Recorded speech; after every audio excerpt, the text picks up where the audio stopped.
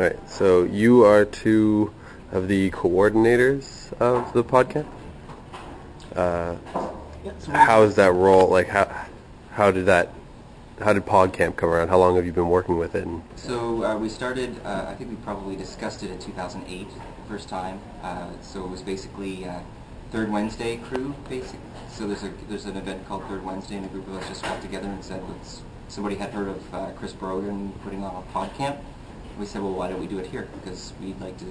I think people need to know more about what's going on, and we did that in 2009, January 25th, I think it was. And then we did it again in 2010, and here we are, 2011. Right. So we'll just say so Ryan and I are not just the co-organizers, but we're also co-founders of it. And with one other person, John McGinley. This year we brought in someone. John couldn't make it, so we brought in Bessie Niccolo from Time and Space Media as one of our organizers as well. And how did the Podcamp turn out this year? How did you like it? The feedback has been really positive. At the very end, we did something called a popcorn, so we just get kind of feedback and what are the main ideas and that sort of stuff coming out of the day. And overall, it was very positive.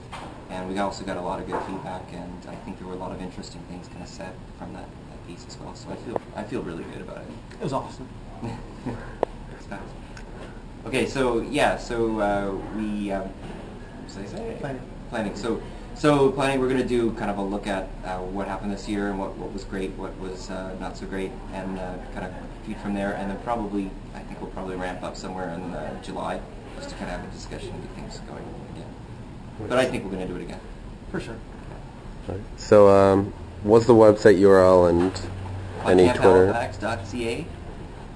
That would be the main thing, and if you want to go, if you want to get some attention on Twitter right now, it's Podcamp HFX for the Twitter tag, and there's also a Podcamp Halifax account as well on Twitter. Cool. Well, thank you very much. Thanks. I really enjoyed the conference, and Thanks. No I'm going to attend next. So, what's your experience been like with Podcamp today? It's been great. It's been really, really interesting. I think one of the things that I like best is that there's all of these very different things going on, and the doors are open, and so you can just go from one to the other. And I almost feel like I'm surfing the internet, so I get like 5 minutes on something on user experience, and then 5 minutes on a sushi Twitter meetup, and it just goes from one to the other, and I never really sort of planted myself in any single presentation. So it's sort of, in a way, it's physically recreating my experience of browsing the internet. Right on.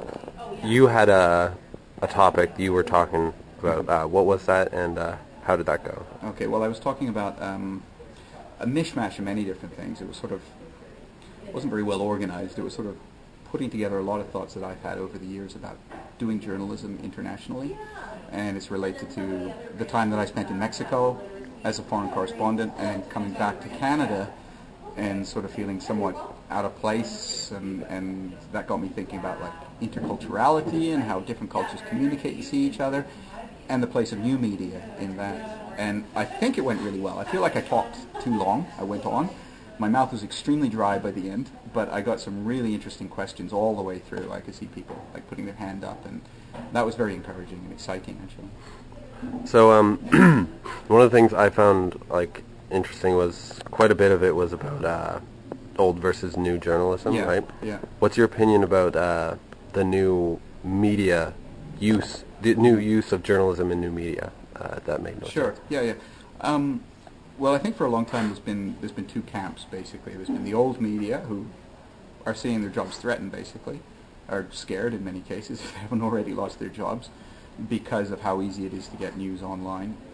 There's the new media, which criticize them as dinosaurs, but are equally open to the charge that they're pretty inaccurate a lot of the time, or just rip off stuff that comes from the old media.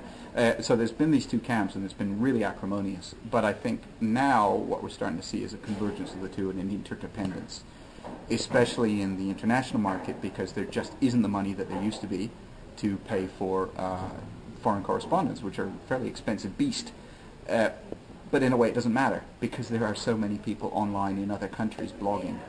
And I think it's very easy to forget that it's not just us here in comfortable North America that are the ones using Twitter and Facebook and cell phones. Cell phone use is actually much more prolific in other countries, third world countries like Mexico, than it is here.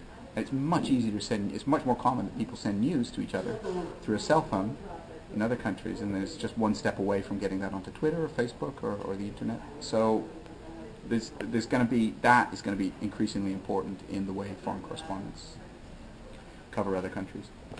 Cool. Am I going on too long? No, this is excellent.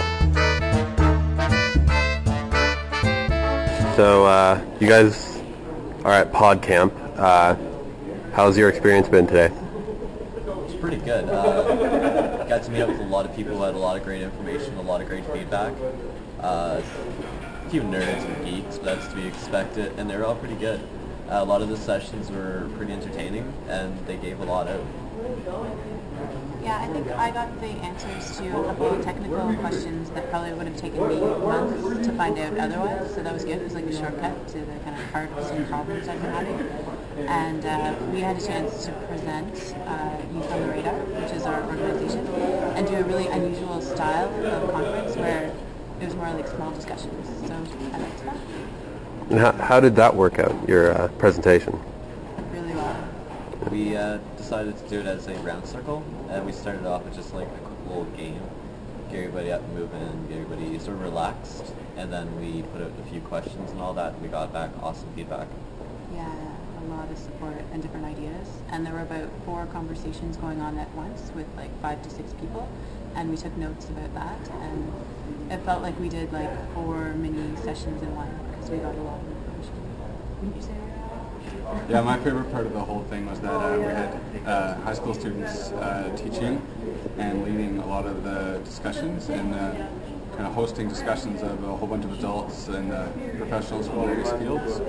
And that's what Youth on the Radar is big on, is youth involvement, youth engagement, youth leadership. And they just proved today that youth can lead and do all these things. Travis is one of them, and he had to leave already. But yeah, so super proud of these guys, and it was awesome.